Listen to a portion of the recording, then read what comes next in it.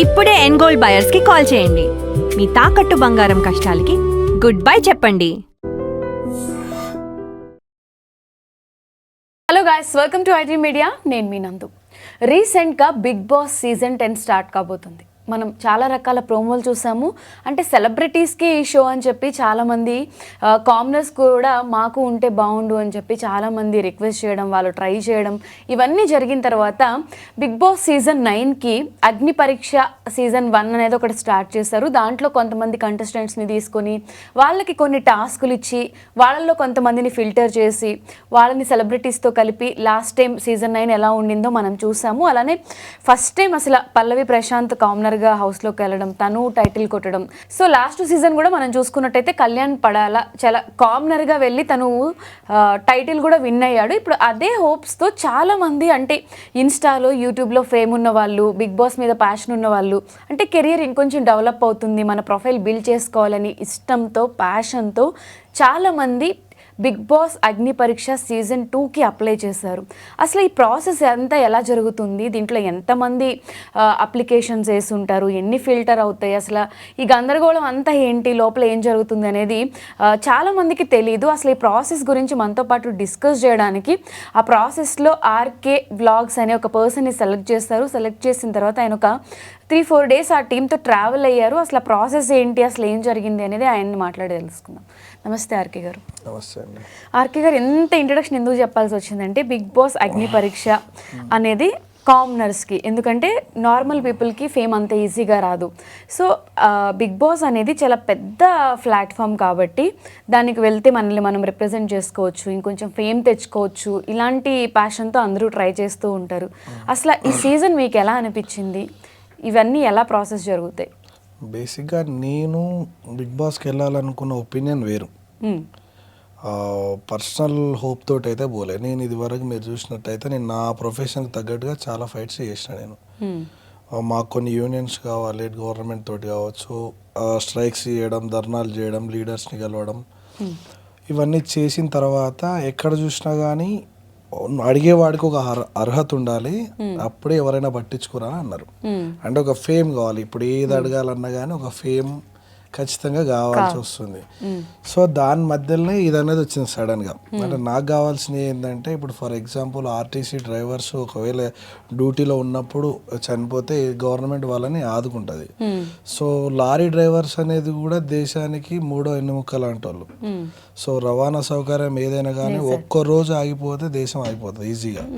కానీ నేను కొంతమంది డ్రైవర్లకు హెల్ప్ చేసిన. నేను ఫర్ ఎగ్జాంపుల్ చనిపోతే నాకున్న వీడియో ఇన్ఫ్లుయెన్స్ తోటి హెల్పింగ్ వీడియోస్ చేసి వచ్చినంత వాళ్ళ కుటుంబానికి వేయడం, వాళ్ళకు పంపించడం, ఇలా చేసిన. కానీ ఎంతవరకు చేయాలి ఇది? దీనికి ఒక గవర్నమెంట్ ఆధారం అంటూ ఒకటి ఉండాలన్నట్టు ఉద్దేశంతో నేను అడిగాను. ఫర్ ఎగ్జాంపుల్ చనిపోయిన కుటుంబానికి ఇల్లు లేకపోతే వాళ్ళ పిల్లల చదువులో ఇలాంటివి ఏదన్నా ఒక ఆధారణ గవర్నమెంట్ యూనియన్ వాళ్ళ చేయి మీద, ప్రైవేట్ యూనియన్స్ ఏవైతే ఉన్నాయో ఇవి గవర్నమెంట్ వాళ్ళ చేయి మీద తీసుకోవాలి. నేను ఈ ప్రాసెస్ చెప్తే ఎక్కడ చూసినా కానీ రాష్ట్రంలో చాలా ప్రాబ్లమ్స్ ఉన్నాయి, ఈ డ్రైవర్లది పెద్ద మ్యాటర్ కాదని అన్నారు.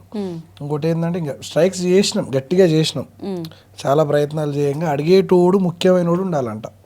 మరి మా గురించి అడిగేటోడు ఎవరు రాలే, డ్రైవర్లు మా బాధలు మేమే చెప్పుకోవాలి కదా. సో నువ్వు అడగాలంటే నీకు ఒక అర్హత ఉండాలని అన్నారు. ఈ గ్యాప్లో బిగ్ బాస్ సీజన్ 10 అనేది వచ్చిందనమాట. ఓకే, నన్ను చాలా మంది ఇది చెయ్యి, ఇది చేస్తే బాగుంటుంది. నేను అప్పటికి చెప్పినాను, మనల్ని తీసుకోరు, అదంతా వేరే ప్రపంచం ఉంటుంది, మనల్ని తీసుకోరు వాళ్ళని చెప్పంటే, లేదు ఒకసారి ట్రై చేయ, ప్రయత్నం కదా చేసేది. 1 minute వీడియో చేసి పెట్టాను నేను. ఆడిషన్ వీడియోకి 3 minutes కావాలన్నా నేను 1 minute చేసిన. నా ఇంట్రడక్షన్ ఇచ్చిన, నేను రావాలనుకుంటున్నాను పెట్టిన. పెడితే ఒక 1 week తర్వాత నన్ను సెలెక్ట్ చేసి నట్టు మెయిల్ ఇచ్చారు. మెయిల్ ఇచ్చి కాల్ చేశారు నాకు రిటర్న్, మిమ్మల్ని సెలెక్ట్ చేసినాం సార్, మేము మీతో ఒక 45-50 minutes జూమ్ కాల్ మాట్లాడాలి అని అన్నారు. సరే మాట్లాడదామని చెప్పేసి నేను జూమ్ కాల్ యాక్సెప్ట్, డ్యూటీలో ఉన్న అప్పటికి నేను పూర్తిగా హోప్స్ ఏం పెట్టుకోలేదు దాని మీద. ఒక ప్రయత్నం ఉన్నట్టు ఒక రాయి వేసిన, పూర్తిగా హోప్స్ అయితే ఏం లేకుండే. జూమ్ కాల్ మాట్లాడినాం. జూమ్ కాల్ మాట్లాడిన తర్వాత మన పర్సనల్ డీటెయిల్స్ కావచ్చు అన్నీ అంటే కొంచెం విచిత్రంగా దారుణమైన క్వశ్చన్స్ అవి. ఏంటి అన్న ఇదంటే ఫార్మాలిటీ అన్న, ఇది రూలు అడగాలి, యాజ్ ఏ రికార్డ్ అవుతుంది జూమ్ కాల్ కాబట్టి మేము అడగాలి. ఇలాంటి క్వశ్చన్స్ ఎట్లా అడుగుతారంటే తప్పదా, ఏం అడిగారు? నీకు ఎన్ని అక్రమ సంబంధాలు ఉన్నాయి, నువ్వు ఎవరితో రిలేషన్లో నువ్వు పెళ్ళైన ముందుకి ఎన్ని రిలేషన్స్ ఉన్నాయి, పెళ్ళైన తర్వాత అంటే బిగ్ బాస్ ఇవన్నీ అన్నదా నాకు అర్థం కాలేదు. కాకపోతే మనం సీరియస్గా మరి ఇలాంటి క్వశ్చన్స్ నువ్వు బేసిక్గా నీ అలవాట్లేంది ఇవి అడిగితే బాగానే ఉంటుంది. లేదు నాకు పెళ్ళి అయిపోయింది అన్న టీనేజ్లో అంటే లవ్ మ్యారేజ్ అరేంజ్ మ్యారేజ్ అంటే నార్మల్ నేను చిన్న ఉన్నప్పుడే చేసిరు అంటే రేపు పెళ్ళి అవుతానాక నీ ఫీలింగ్ ఏంటి ఫస్ట్ నువ్వు అడిగాల్సినవి అడుగు, పర్సనల్ విషయాలు అడగగా నేను అన్నా. అడగంటే లేదు సార్ ఫార్మాలిటీకి అంటే ప్రతి ఒక్కరిని ఇలాంటి క్వశ్చన్లు అడుగుతా. ప్రతి ఒక్కరి విషయం నాది లేదు, నాన్న అడిగిండు, నేను ఇంకెవరిని అడగలేదు. మళ్ళీ ఎవరు మిమ్మల్ని అడిగిరా లేదా అని అడగలేదు. నేను నన్ను అయితే ఇట్లా అడిగిండు. స్టార్టింగ్ ఆయన మీరు మేలా ఫీమేల్ అని కూడా అడిగిండు నన్ను. అదేంటి అంటే మీరు మెయిల్ గా వీడియో పెడతారు కదా. నేను అన్నా అంటే తప్పుగా అనుకోకు, నీ గడ్డం మీసాలు చూసి మళ్ళీ నేను మేలా ఫీమేల్ అని అడగడం కాదు, ఫార్మాలిటీ అనుకో. ఫార్మాలిటీ అంటే సరే ఇప్పుడు మన ఫోకస్ ఎంత ఏంటంటే అరే మన బిగ్ బాస్ వాళ్ళు మన వీడియోని పిక్ చేసారు, మనకు కాల్ చేసారు, మేబీ ఉండొచ్చు, అడగాల్సినవి ఉండొచ్చు అని సమాధానం చెప్తానే ఉంటాం. సో ఇక సాధారణంగా ఎవరితో మాట్లాడుతూ చచ్చిపోతే నీకు ఎవరు కావాలని మామూలు క్వశ్చన్స్ అడిగారు. దాని తర్వాత ఎందుకు నీకు బిగ్ బాస్ అంటే నేను చెప్పిన నేను ఇలాంటివి చేయాలనుకుంటున్నాను, నేను ఒకవేళ ముందుకు పోతే దీని ద్వారా బయటకు పోతే నేను ఇది చేయగలను. బేసిక్గా మీ ప్రొఫెషన్ వచ్చేసి లారీ, నాది సొంత లారీ, నాది ఓన్ లారీ, నేను ఇది చేయాలనుకుంటున్నా అని చెప్పిన. నేను ఎంతవరకు చేస్తా ఇలా, ఒకవేళ నా థాట్ ఒకటే, నాకు పెళ్ళయింది, 3 ఆడపిల్లలు నాకు. ఒకవేళ ఇదే సిచ్యువేషన్ నాకు వస్తే నెక్స్ట్ ఎవడైనా ఇలాంటి సాయం చేస్తాడా, అది ఎంతవరకు చేస్తాడు. ఇప్పుడు ఏదైనా మనం మొదలుపెట్టే దాన్ని బట్టే ఉంటుంది. నేను ఇది మొదలు పెట్టినా, ఇంకెవడో దీన్ని సక్సెస్ చేస్తాడు ఖచ్చితంగా. నేను అనుకునే కాస్ ఏదైతే ఉందో నేను స్టార్ట్ చేసిన, నాకు ఇలాంటి రూల్ అనేది ఒకటి కావాలి. తెలుగు రాష్ట్రాలలో కావచ్చు, దేశం అంతటా కావచ్చు, డ్రైవర్లను కొంచెం పట్టించుకునే విధంగా కావాలనేది నేను ఫైట్ చేస్తున్నా. మొదలు పెట్టింది నేనే, ఇప్పుడు చాలా మంది ఈ బాటలు నడుస్తున్నారు. ఎవడో ఒకటి సక్సెస్ చేస్తాడు చివరికి, నేను చేయలేకపోయినా. నా ఉద్దేశం కూడా అదే. ఒక్కవేళ నాకు ఇదే పరిస్థితి వస్తే ఎవరు చూసుకుంటారు, ఒకవేళ గవర్నమెంట్ సపోర్ట్ అంతో ఇంతో ఉండాలి, పిల్లల చదువులు కావచ్చు, వాళ్ళ భవిష్యత్తులు కావచ్చు అనేది నా కాస్ చెప్పిన వాళ్ళకి. ఓకే డన్ సార్, ఒక 40-45 మినిట్స్ మాట్లాడిన తర్వాత మీకు నెక్స్ట్ మెయిల్ వస్తుంది, మీరు రిజెక్టెడా సెలెక్టెడా అనేది మీరు మెయిల్ చెక్ చేసుకోండి అని అన్నారు. డన్.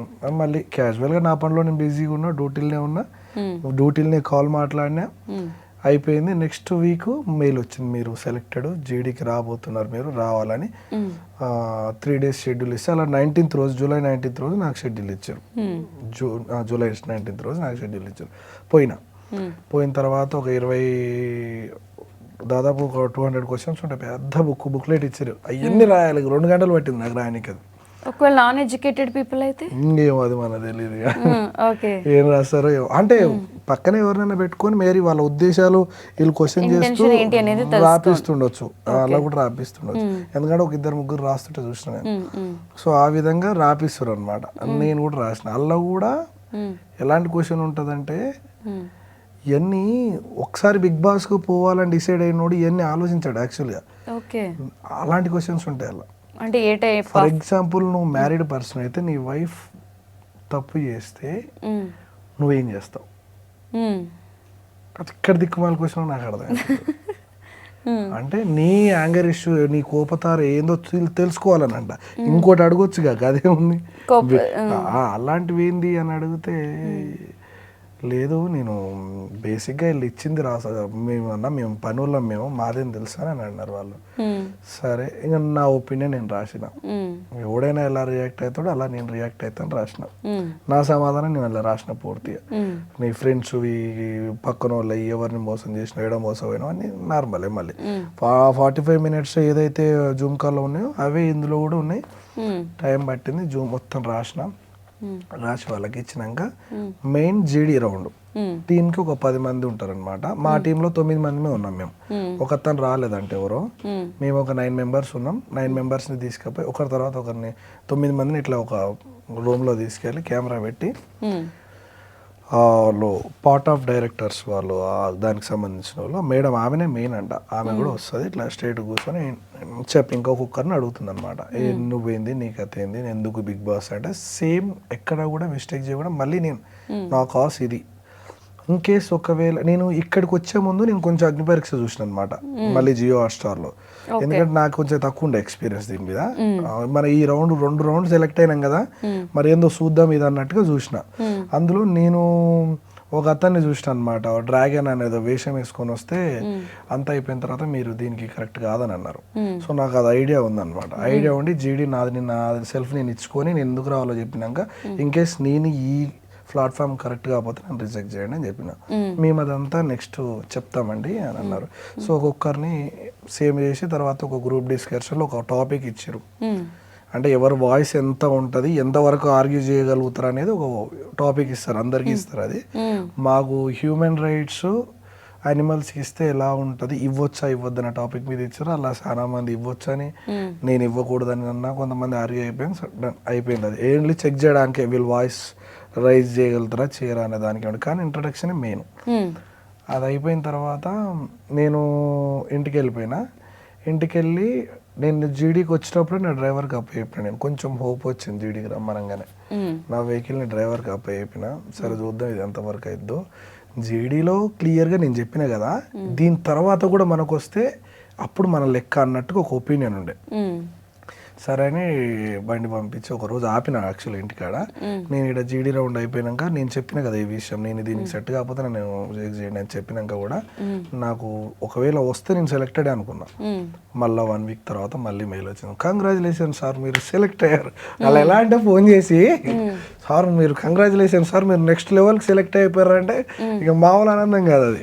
అబ్బా మనం సెలెక్ట్ అయిపోయినాం అన్నట్టుగా. మీరు ఇంక ఇవి వేయాలి, డ్రెస్ కోడ్ వేయాలి, ఇవి ఉంటుంది మీకు అని చెప్పేసి అంటే ఓకే. జీడీలో కూడా సెలెక్ట్ అయినాం. డైరెక్ట్ అగ్ని పరీక్షకి ఇక మెగా ఆడిషన్ అంటే డైరెక్ట్ స్టేజ్ మీద ఇస్తామని. అంటే ఇప్పుడు ఇప్పుడు మిగతా వాళ్ళ గురించి పక్కన పెడితే నా ఇంటెన్షన్ ఏంది, నేను దేనికోసం పోతున్నానో క్లారిటీగా వాళ్ళకి చెప్పిన. సో అవి తప్ప వేరే ఫిజికల్ ఏవైనా నేను చేయగలుగుతాననే కాన్ఫిడెన్స్ నాకుంది. కాబట్టి నేను ఖచ్చితంగా డిసైడ్ అయినా పూర్తిగా అప్పుడు 100% హోప్ పెట్టుకునే నేను. పక్క హోప్ పెట్టుకొని డ్రైవర్ని పంపించి వాళ్ళకి జీతాలు ఇచ్చి ఇక పని పాట పని చేసి ఇంటికి వస్తే 5వ తారీఖు పిలిపించారు. ఇక 5వ తారీఖు పిలిపించి అలా కూర్చోబెట్టి రోజుకు ఒక్కొక్కరిని ఇస్తే నా 3rd రోజు వచ్చింది నా అవకాశం. లోపలికి వెళ్ళిన. అలాగే వెళ్ళిన తర్వాత నా 3rd రోజు నన్ను పిలిచారు అనమాట. అంటే ఒక్కొక్కరిని తీసుకెళ్తున్నారు. నా సీరియల్ రావడానికి 7th నైట్ అనుకుంటా, 7th ఈవినింగ్ అనుకుంటా, 5th వెళ్తే అంతే. అప్పుడు పోతే ఇంట్రడక్షన్ కూడా బాగానే తీసుకురు, బాగానే రిసీవ్ చేసుకురు, మంచి బ్యాక్గ్రౌండ్ మ్యూజిక్ వేసిరు. లోపలికి వెళ్ళిన తర్వాత సో నువ్వు ఏంటంటే నా పేరు, నా సెల్ఫ్ ఇంట్రడక్షన్. జడ్జెస్ వచ్చేసి ఇప్పుడు నవదీప్, అలానే బిందు మాధవి, అభిజిత్ ముగ్గురు. శ్రీముఖి అంతే, శ్రీముఖి. ఓకే. షూట్ స్టార్ట్ అయిందా మీకు ఆ ప్రాసెస్ లో? కెమెరాస్ ఆన్ కెమెరానే ఇవన్నీ యాక్షన్ చెప్పే సెట్ బయట ఒక ఆవిడ ఉంటుంది, రోలింగ్ అక్కడ రోలింగ్ చెప్పి యాక్షన్ చెప్పగానే వీళ్ళు వెళ్ళని చెప్తారు. మనం అంటే మనకి బ్యాక్గ్రౌండ్ మ్యూజిక్ వేస్తారు అనమాట వెళ్ళగానే. అట్లా ఒకటి వేసి ఇంట్రడక్షన్ తీసుకుంటారు. హాయ్ హలో చెప్పడం, మన గురించి ఎక్స్ప్లెయిన్ చేయడం, మన పేరు ఊరు చెప్పిన తర్వాత ఇక వాళ్ళు అప్పుడు అడుగుతారు ఏంది చెప్పు, ఏంటి నీ విషయం ఏంది, ఎందుకు బిగ్ బాస్ అని అడుగుతారు. సేమ్ యాజ్ ఇట్ ఈస్గా నేను ఏదైతే చెప్పుకుంటూ వచ్చినో నాకు ఇది కావాలి అని చెప్పుకుంటూ వచ్చిన. చెప్పుకుంటూ వస్తే అభిజిత్ అయినా మీ లారీ డ్రైవర్లు చాలా టూ మచ్ ఉంటారు అబ్బా అని అన్నాడు. ఎందుకు అని అడిగిన నేను. ఎందుకు అని అడిగితే ర్యాష్ డ్రైవింగ్ చేస్తారు, మొత్తం బండ్లని ఓవర్టేక్ చేసుకుంటూ అటు ఇటు కొడతారు. అంటే నేను అడిగిన ఏంటంటే నేను వచ్చింది ఆడికి నా మర్యాదని కాపాడుకోవడానికి, నా డ్యూటీ, నా డ్రైవింగ్ మర్యాద కాపాడుకోవడానికి నేను వచ్చిన. నాకు కావాల్సిన వచ్చిన. నేను చెప్పాలనుకున్న విషయం కూడా అదే. అక్కడ ఫర్ ఎగ్జాంపుల్ ఒక యాక్టర్ ఉంటాడు, పోలీస్ ఉంటాడు, పొలిటీషియన్ ఉంటాడు, డాక్టర్ ఉంటాడు, వివిధ రంగాలలో చాలా మంది ఉంటారు. వాళ్ళు ఎవరైనా తప్పు చేస్తే ఆ వ్యక్తిని మాత్రమే వాటి. ఇప్పుడు రామకృష్ణ అనేటోడు ఒక పొలిటీషియన్ అనుకో, రామకృష్ణ తప్పు చేసి నేను నేరం చేసిన వీడు ఒక బ్యాడ్ ఫెలో అంటారు సొసైటీ. లారీ డ్రైవర్ చేస్తే అట్లా అన్నారు. టోటల్ ఫీల్డ్ లారీ నా కొడుకులే ఇంత అంటారు. నేను అదే చెప్పిన అభిజిత్ గారికి డైరెక్ట్, ఇలా ఎలా అంటారు మీరు, నేను ఇది చెప్పడం కోసమే వస్తున్నా సార్, దీన్ని రాంగ్ అని ప్రూవ్ చేయడానికైనా రావాలనుకుంటున్నా నేను. ఇంకా మాకు కొన్ని వాల్యూస్ ఉంటాయి. మమ్మల్ని సొసైటీ ఎట్లా అంటే అందరు డ్రైవర్స్ని పక్కన పెడితే ప్రత్యేకంగా లారీ డ్రైవర్లని వేరే హ్యూమన్ బీగా చూస్తున్నారు, మనుషుల్లాగా చూసలేరు అసలు. ఇంకొక కైండ్ ఆఫ్ పీపుల్ అంటే వాడు తాగుతాడు ఇవ్వట్లేడు. ఇప్పుడు నేను స్టేజ్ మీద కూడా అన్నా అన్ని బ్యాడ్ హ్యాబిట్స్ ఉంటారంటే మరి అందరూ ఉన్నోళ్ళు ప్లస్ చదువుకున్న వాళ్ళు, డాక్టర్లు, ఇంజనీరింగ్లు, నేను night time city no entry అయిపోగానే ఎంట్రీ అవుతాయి మా లారీ లోపలికి. సిటీలకు డే టైంలో ఎంట్రీ ఉండవు. ఆ కేపీహెచ్ బ్యాగ్ ఆడపోతే మస్తు మంది ఉంటారు సార్ నీళ్ళు అంటే అలా అంటలేను, కొంతమంది ఉంటారు అని అన్నారు. నీకు ఈ కాస్ట్ కరెక్టే కానీ నువ్వు ఈ ప్లాట్ఫామ్కి అన్ఫిట్ అని. ఎవరు? డైరెక్ట్ అభిజిత్ గారు. నేనైతే నీకు గ్రీన్ రెడ్ ఇస్తున్నా భయ్యా, నాకైతే నువ్వు కరెక్ట్ అనిపించట్లేదు ఈ ప్లాట్ఫామ్కి అన్నారు. బిందు మాధవ్ గారు నేను అడిగిన, బిందు మాధవ్ దగ్గరకు వచ్చేసరికి ఆమె నేను కూడా రెడ్డి ఇస్తాను అన్నది. నువ్వు సరైన సమాధానం చెప్పు నాకు, అప్పుడు రెడ్డి నేను యాక్సెప్ట్ చేస్తాను అని చెప్పిన. సరైన సమాధానం ఒక రీజన్ చెప్పు అంటే, అయితే నీకు ఫిజికల్ టాస్క్ ఇస్తానన్నది. అంటే ఓకే రెడీ అన్నా నేను. నవదీప్ గారు దాన్ని నువ్వు చెప్పాడు అమ్మాయిలు ఇస్తా అని లారీ డ్రైవరు. మన కళ్ళ ముందర జరిగేది అదంతా. జడ్జెస్ ఏం మాట్లాడుకుంటారు మనకి వినిపిస్తుంది, ఈయనే ఉంటాం మన ఎదురుగా. వాళ్ళు అలా ఇలా ఇస్తావు నువ్వు అని. లారీ డ్రైవరు ఆల్రెడీ ఫిజికల్గా ఫిట్గానే ఉంటాడు, అలా ఇలా ఇస్తాడు అంటే. సో మాకు కూడా అదే అనిపిస్తుంది, మీరు లీడర్స్ మీకు కావాల్సిన కాస్ట్ ఏదైతే ఉందో మీరు లీడర్స్ దగ్గరికి వెళ్ళి వాళ్ళ దగ్గరికి వెళ్ళి మంచి మంచి ఎమ్మెల్యేస్, ఎంపీస్ వాళ్ళ దగ్గరికి పోయా నేను ప్రయత్నించిన. కానీ నాకు నేనంటూ ప్రత్యేకత లేకపోవడం వల్లనో, లేకుంటే నా గురించి ఇంకొక ప్రత్యేకమైన మనిషి రాకపోవడం వల్లనో దీన్ని ముందు తీసుకుపోలేకపోతున్నాం. ఈ ప్లాట్ఫామ్ ఏమైనా యూజ్ అయిద్దేమో అని మేము వచ్చినాం. అంటే మీరైతే అలా ట్రై చేయండి అని రెడీ ఇచ్చేసింది. మొత్తం ముగ్గురు రెడీ ఇచ్చారు. నవదీప్ గారికి వెళ్ళాలి. ఇంకా నేను ఈవిడతో ఎక్కువ ఆర్గ్యూ చేయలేకపోయాను, ఎందుకంటే లేడీస్ కాబట్టి నేను ఎక్కువ ఆర్గ్యూ చేయలేకపోయినా. నవదీప్ ఏం చెప్పక ముందుకే నేను ముందు రెడ్డి ఇచ్చి నేను మాట్లాడతా అన్నాడు. సరే అన్న ఇవ్వు, తర్వాత నాకు సమాధానం చెప్పాను అన్న. ఎందుకంటే అప్పటికే నేను చాలా టైం ఇచ్చారు నాకు. కొంచెం నాకు అక్కడ జరిగినది ఏదైతే ఉందంటే న్యాయం, అందరికి 5-10 నిమిషాలు ఇచ్చారు, నాకు కొంచెం టైం ఎక్కువ ఇచ్చారు అంతే, 40-50 నిమిషాలు ఇచ్చారు. నవదీప్ ఏమన్నాడంటే, ఇవన్నీ కాదు, నువ్వు చేసే ఫైట్ కరెక్టే, నువ్వు చేయాలనుకున్న పనులు కరెక్టే, నిన్ను ఒకవేళ రెడ్డి ఇచ్చి నిన్ను ఇక్కడ ఆపినా కానీ నువ్వు ఇక్కడేమో ఆగిపోవు, ముందుకు పోతావు, నువ్వు అనుకున్నది సాధిస్తావు, కాబట్టి నేను నీకు రెడ్డి ఇస్తున్నా. అదేంది రీజన్? నాకు అయిపోయింది, నా పేషెన్స్ అయిపోయింది. జూమ్ కాల్లో చెప్పిన, జీడీలో చెప్పిన, మరి అక్కడ ఆపొచ్చుగా నన్ను యూనిఫామ్ వేయించి ఇడికి తీసుకొచ్చి మీ టీఆర్పీ రేటింగ్ పెంచుకోవడానికి కాకపోతే ఎందుకు తీసుకొచ్చారు నన్ను ఇడికని అడిగిన. సమాధానం లేదు. ఎవరు?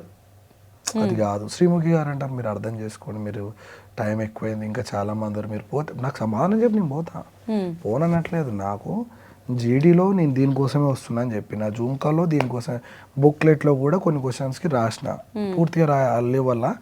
కానీ వీడియో కాల్లో కానీ జూమ్ కాల్లో జీడీలో కానీ డైరెక్ట్ చెప్పేసిన నేను దీనికోసమే వస్తున్నా అని.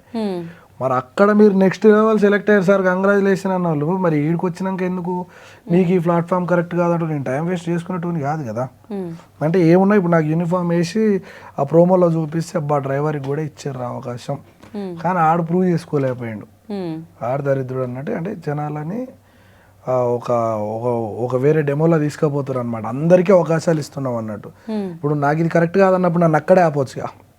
సో మీరు లోకల్ కూడా దీనికోసం ఎక్కడి నుంచో వచ్చాను? లోకల్ ఏం కాదు, నేను మళ్ళీ నా పని పక్కన పెట్టి వేరే డ్రైవర్ని పెట్టి వచ్చిన నేను.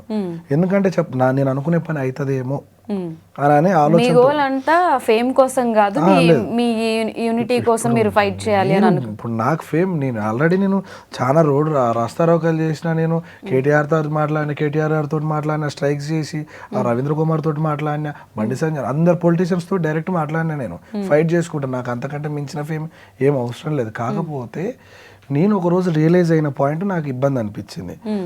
నేను ఒకరికి చేస్తుంటే నాకు బాధ అనిపించింది. నాకు వెనక్కి తిరిగి చూస్తే ఇంకా మర్చిపోయినా మీరు చెప్పడం, నీకు పెళ్ళయిందంటగా 3 ఆడపిల్లలు అంట కదా అని అడిగాను. అవును అన్న. ఎందుకు అని అడిగాను నవదీప్.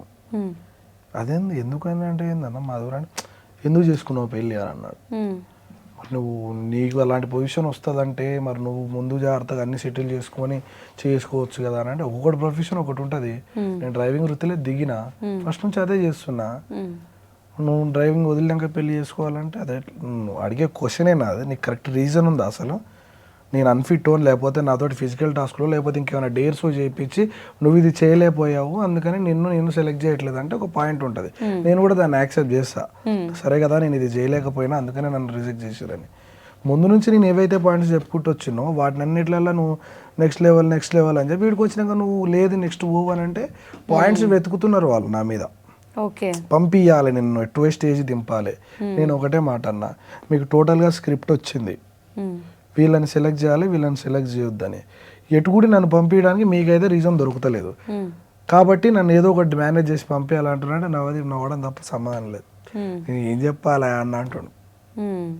ఇవన్నీ టెలికాస్ట్ కావు. ఎందుకైతే అవన్నీ నేను ఇంకో మాట కూడా అవి కూడా టెలికాస్ట్ కావు. ఎందుకంటే మీరు బిగ్ బాస్ సీజన్ 10 అగ్ని పరీక్ష కామనర్స్కు సామాన్యుడికి ఒక కళలు నెరవేర్చుకోవడానికి ప్రోమో ఇస్తారు కదా, అటు ఇవ్వకండి, మార్చేయండి అని చెప్పిన.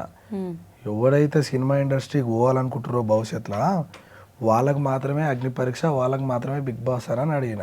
అంటే అట్లా అంటే మరి కళ్యాణ్ పడాల ఆర్మీ కదా ఆయనకి ఎట్లా ఇచ్చినప్పుడు ఆయన నెక్స్ట్ ఇండస్ట్రీకి రావాలనుకుంటున్నాడు కాబట్టి ఇచ్చారు, అంతే కదా. ఆయన నేను యాక్టర్ అవుదాం అనుకున్నా, నాకు కుదరలేదు, జాబ్ వచ్చిందని చెప్పిన కాబట్టి ఇచ్చారు. ఎవ్వరు సమాధానం చెప్పలే, అందరూ సైలెంట్ అయిపోయారు.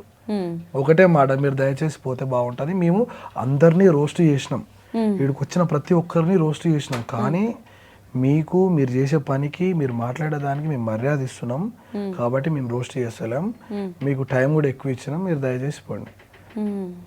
ఇప్పుడు మీకేం దీనికి పే చేయరు కదా వాళ్ళ అమౌంట్ ఏమి? లేదు, ఈ ప్రాసెస్కి మొత్తం ఒక కాంబినేషన్ ఇచ్చేడు వరకే వాళ్ళది. అంటే కొంతమంది తీసుకోవడం తీసుకోకపోవడం అనేది మన ఇష్టం. ఎన్ని డేస్ ఉంచారు లోపల? 3 days. 3 days. 5th, 6th, 7th. Mobile phones ఉంటాయి ఆ టైంలో? రూమ్కి వెళ్ళినప్పుడు ఉంటాయి. డే టైంలో మొబైల్స్ ఏమి ఉండవు. డే నుంచి నైట్ షూట్ ఎప్పటి వరకు మనం అట్లా ఉంచుతారో వాళ్ళు అప్పటి వరకు ఉండవు. స్టూడియో బయట అడుగు పెట్టినప్పుడు ఉంటాయి. సో ఇలాంటిది పెట్టుకున్నప్పుడు కామనర్స్ అని పెట్టడం కూడా దండిగా నన్ను అడిగితే నాకు నచ్చలే అస్సలు. మొదటిసారి ఈ ఒక ప్రయత్నం చేసిన, నేను ఎన్నో సార్లు లీడర్స్ని గెలిచిన, నా మీద రోడ్డు బండ్లు అడ్డం పెట్టినాను, కొన్ని కేసులు అయినా అవన్నీ అయినా, కానీ ఎప్పుడు కూడా మనసు బాధ అయ్యలేదు. ఇదైతే ఎందుకంటే వీళ్ళు నా కాస్ అంతా విన్నాక లెవెల్స్ సెలెక్ట్ చేస్తున్నారంటే ఇది ఖచ్చితంగా అవుతుందని నమ్మిన నేను. టోటల్గా అయితే నాకు అసలు నచ్చలే. ఎందుకు పోయినా ఎందుకు పెట్టినా అనే నా మీద నాకే చిరాకేస్తుంది. అసలు ఇలాంటి దానికి ఎందుకు అప్లై చేసిన అని చెప్పి. అసలు ఫైనల్గా మీ ఒపీనియన్ ఏంటి? అంటే ఇప్పుడు మీలా ఎంతోమంది లోకల్ వాళ్ళు ట్రై చేయడం వేరు, ఎక్కడెక్కడి నుంచో వచ్చి దీనికోసం ట్రై చేస్తూ ఉంటారు. నేనైతే చేయొద్దని అన్నా. నేను వాళ్ళకు స్క్రిప్ట్ ఉంటుంది, అంటే స్క్రిప్ట్ అంటే వాళ్ళు నేను ఫస్ట్ ఇంట్రడ్యూస్ చేసుకున్నా. బిగ్ బాస్ మొత్తం స్క్రిప్టెడ్ అంటారా? 100% స్క్రిప్టెడ్.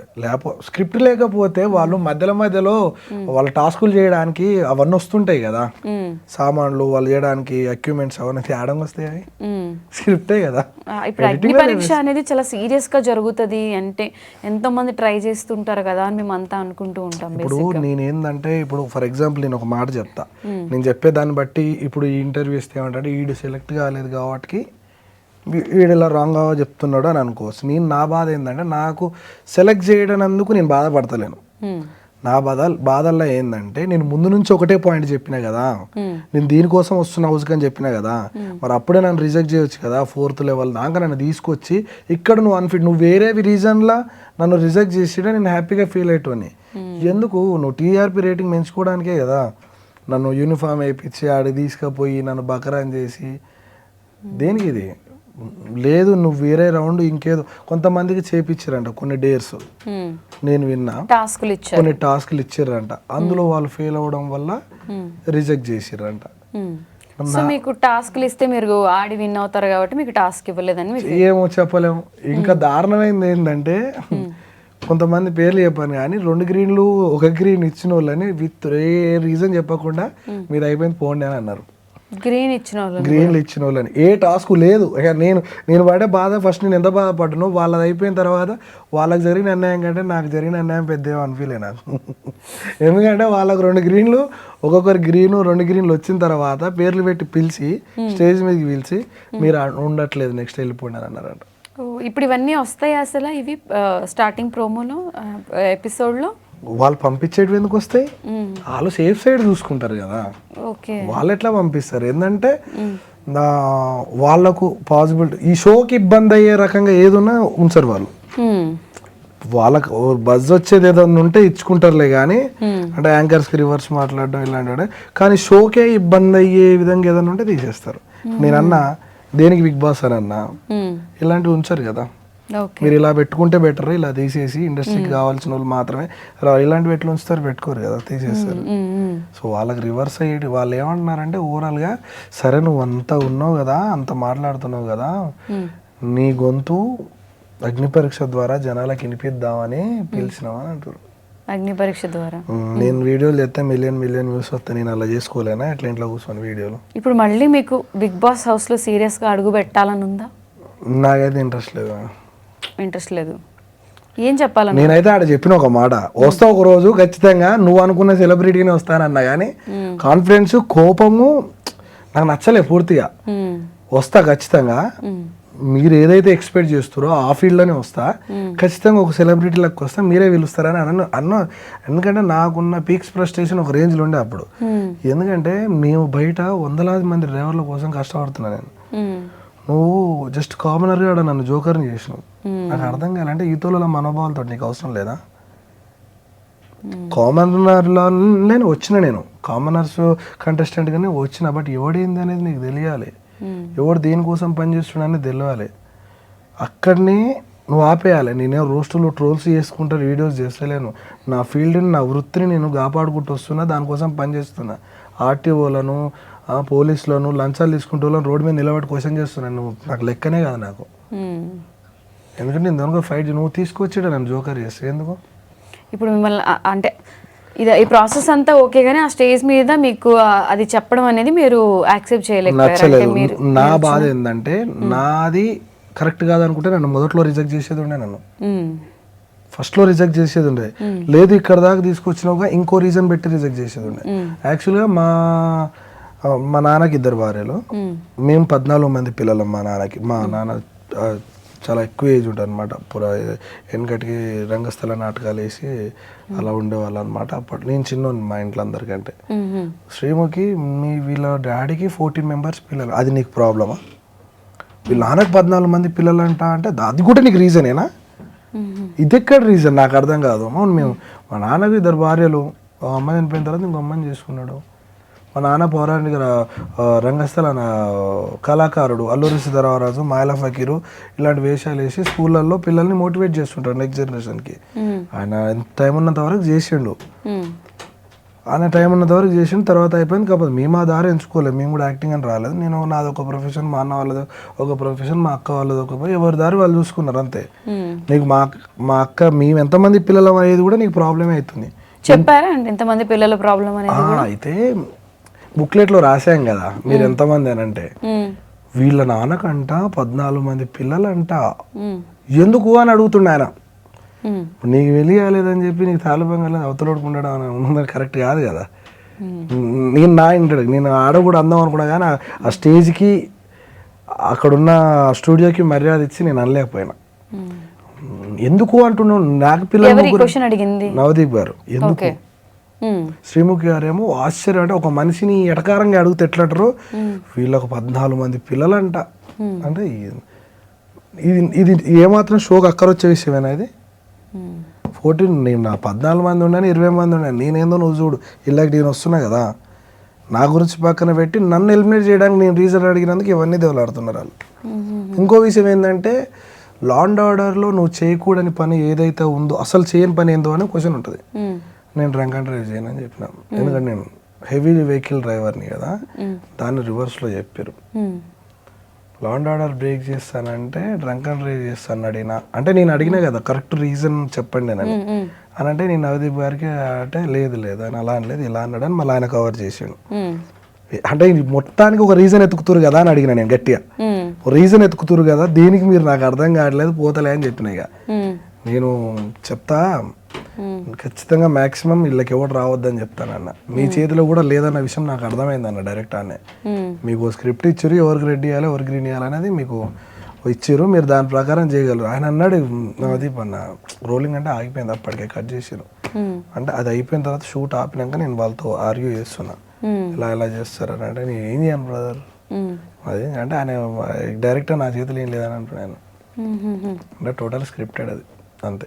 మొత్తానికైతే మొదటిసారి ఎన్నో చేసినా కానీ ఇది చేసి తప్పు చేసిన ఫీలింగ్ వచ్చింది నాకు ఫస్ట్ టైం. చాలా చేసిన నేను, కానీ దీనికి పోయి మనసు మానసికంగా దెబ్బతిన్నా. అంటే ఒక్కసారికి హోప్ వచ్చి తర్వాత డల్ అయిపోయింది. ఇక అంటే ఈ రీజన్ కాకుండా ఇంకోటి చెప్తే బాగుండేది అనిపించింది. ఇప్పుడు స్క్రిప్ట్ ముందే సెలెక్ట్ చేయకుండా అక్కడ రిజెక్ట్ చేసినా అయిపోయేది. ఇంతవరకు తీసుకొచ్చిన తర్వాత అంటే రీజన్స్ వెతికి తీసేయడం అనేది ప్రాపర్ గా అనిపించలేదు అని అంటారు. వెతకడం కాదు, నాకు రీజన్ చెప్పలేదు ఇక వాళ్ళు. ఏం వెతికినా కానీ ఆ క్వశ్చన్ కు వాళ్ళకు ఇప్పుడు దాన్ని ఆన్ స్క్రీన్ లో ఎలా చూపిస్తారు, ఎలా ప్రెజెంట్ చేస్తారు? నాకు తెలిసి నేను ఏం ఎక్స్పెక్ట్ చేస్తున్నా అంటే డ్రైవర్ల గురించి ఒక మెసేజ్ ఇప్పేయడానికి ఇక్కడ పిలిపించిన అని అంటారు అంతే. అంతే, ఇంకా మాత్రం దానికి నేను ఆడదాకా పోయింది. సో ఫైనల్ గా మీరు ఏం చెప్తారు బిగ్ బాస్ టీమ్ కి కానివ్వండి, అక్కడ ఉన్న జడ్జెస్ కి ఏం చెప్తారు, ఆడియన్స్ కి ఏం చెప్తారు? నేను జడ్జెస్ కి అయితే ముఖ్యంగా ఒకటి చెప్తా, వాళ్ళ మనసులో కూడా తగులుతుంది వచ్చిన కంటెస్టెంట్ ఏం మాట్లాడుతున్నాడు, ఎందుకు బాధపడుతున్నాడు అనేది తగులుతుంది. బట్ వాళ్ళ చేతిలో ఏం లేదు. మీరు దయచేసి ఇలాంటి దానికి జడ్జెస్గా చేసేటప్పుడు ఎంతోమంది బాధలు మీకు తగులుతాయి.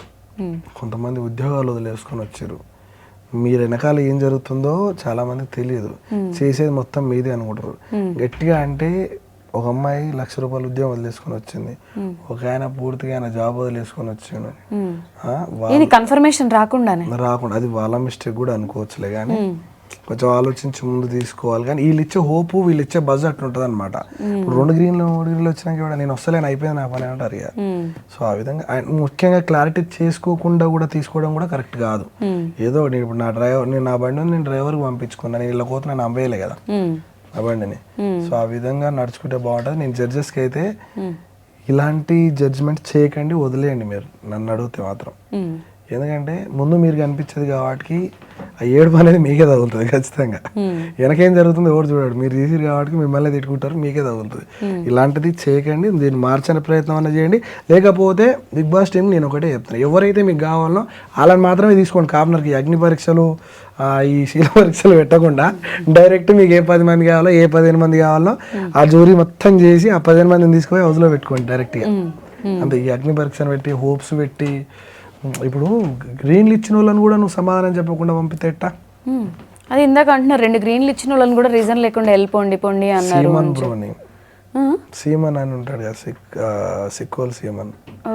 8 మందిని పంపించారు, ఆయన ఒక్కనే కాదు. 8 మందిని, మాకంటే పూర్తిగా రెడ్లు వచ్చినాయి. మేము బాధపడ్డాం. మా బాధ అంతా ఏంటంటే సరైన రీజన్ చెప్పలేదు అండ్ మాకు సమాధానం చెప్పలేదు. నేను చెప్పాను కదా, నేను ముందు నుంచి చెప్పుకుంటూ వచ్చిన విషయం అదే. అయినా సరే నాకు అదే విషయం మీద నన్ను సెలెక్ట్ చేసుకుంటూ వచ్చారు. నేను ఏదైతే పాయింట్ తోటి బిగ్ బాస్కి రావాలనుకుంటున్నానో ఆ పాయింట్ తోటి నన్ను సెలెక్ట్ చేసుకుంటూ వచ్చి ఇప్పుడు అదే పాయింట్ మీద నన్ను ఎలిమినేట్ చేసారని నా బాధ. వాళ్ళదైతే దారుణం. ఇంకా 2 గ్రీన్లు ఇచ్చి ఏ సమాధానం చెప్పకుండా మీరు లేరు. ఇంకా నెక్స్ట్ అసలు అప్కమింగ్ అగ్ని పరీక్ష ట్రై చేసే వాళ్ళకి కానివ్వండి, బిగ్ బాస్కి వెళ్ళాలనుకునే వాళ్ళకి మీరు ఏం చెప్తారు? నేనైతే ఒక డ్రీము, ఒక కళ లాంటిది అయితే పెట్టుకోకండి బిగ్ బాస్ పోవాలనుకుంటే. జస్ట్ ఒకవేళ చేయాలనిపిస్తే ఎంటర్టైన్మెంట్ పర్పస్లో లేకపోతే టైం పాస్కో వేయండి, తగులితే పోండి, లేకుంటే లేదు. కానీ పక్క అంటే అది కూడా వాళ్ళు ప్రొఫైల్ చూడంగానే డిసైడ్ చేస్తారు వీళ్ళని తీసుకోవాలని. మిగతా 60 మందిని ఆట ఆడుకుంటారు అంతే. ఇప్పుడు ఎంతో 60 మంది, ఇప్పుడు ఎంతమంది దీంట్లో? 63 మంది. 63 మంది. దీంట్లో 10 మెంబర్స్ ని ఫిల్టర్ చేసి దాంట్లో 5 మెంబర్స్ ని హౌస్ లో పంపిస్తారు అంతే. ఓకే, మీకు ఎవరు కావాలో అలానే తీసుకోండి అంటూ నేను బిగ్ బాస్ టీంకి అయితే. పబ్లిక్ మాత్రం చెప్తున్నా అంటే వేసుకొని అందరూ పెట్టకండి.